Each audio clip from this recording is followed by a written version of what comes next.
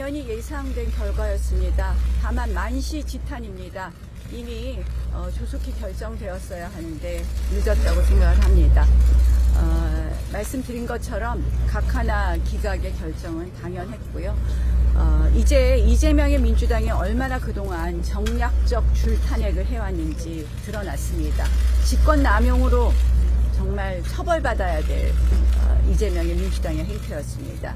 이재명 대표가 즉시 석고대죄해야 합니다. 또한 오늘의 헌법재판으로 이제 남은 중요한 헌법재판은 대통령 헌법재판입니다.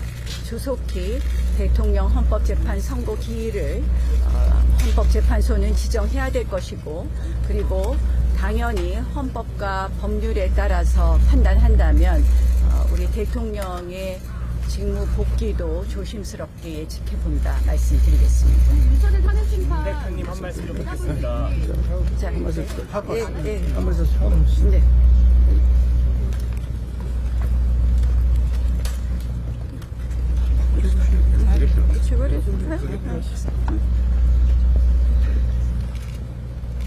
오늘 헌법재판소의 결정 선고를 들으셨던 바와 같이 절대 다수가 탄핵을 해서는 안 된다고 하는 의견이 확인되었습니다. 그럼에도 불구하고 왜 이렇게 결과가 늦어졌는지 참으로 유감을 표하지 않을 수가 없습니다.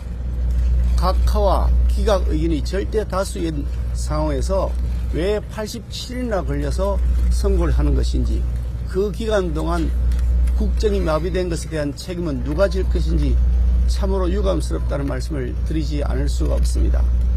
당연히 의결정족수 부족으로 인해서 각하되어야 마땅하다고 생각합니다만, 각하이든 기각이든 국정 혼란에 대한 책임은 민주당과 헌법재판소가 지지 않을 수 없다고 저는 말씀드리고 싶습니다.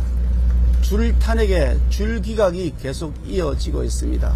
우원식 국회의장과 이재명의 민주당은 이러한 줄 탄핵과 줄 기각에 대한 정치적 책임, 도의적 책임을 지고서 그 직을 사퇴하는 것이 마땅하다고 생각합니다.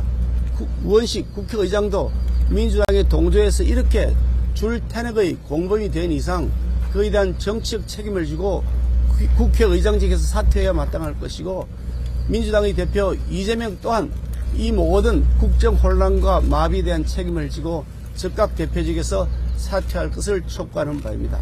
아울러 대통령에 대한 탄핵 심판 조속히 마무리해서 대통령이 직무에 복귀할 수 있도록 헌법재판소가 그 헌법적 책무를 다해 줄 것을 다시 한번 촉구하는 바입니다. 다시 나가서 의결 정족수 과반 오늘 적합하다고 했고요. 각하 아니라 기각인데 그거에 대해서 입장 좀 말씀해 주시죠. 조금 유감스러운 점은 결국 헌법재판소에서 대통령 권한 대행의 지위가 아니라 임무를 기준으로 해서 판단하여 각하 결정을 하지 않고 기각 결정을 했습니다. 이것은 어떻게 보면 대행과 대행의 대행의 그 줄탄핵의 문을 열어주는 것이고, 이재명 민주당의 이러한 지금 최상목 대행을 또 탄핵하겠다고 이야기하지 않았습니까? 이런 기본적으로 국정을 마비시키는 것을 용인해주는 결정이다라는 점에서 매우 유감이라는 말씀을 드립니다. 또 하나 더 제가 본 것 중에서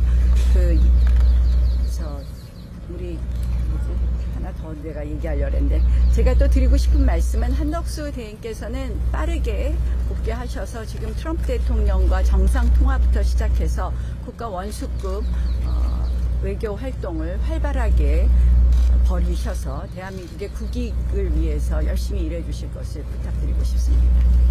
국민의힘에서 자신하셔서 의결 정족수 그 정도 할까요? 예. 정족수에 대해서 제가 말씀드리겠습니다.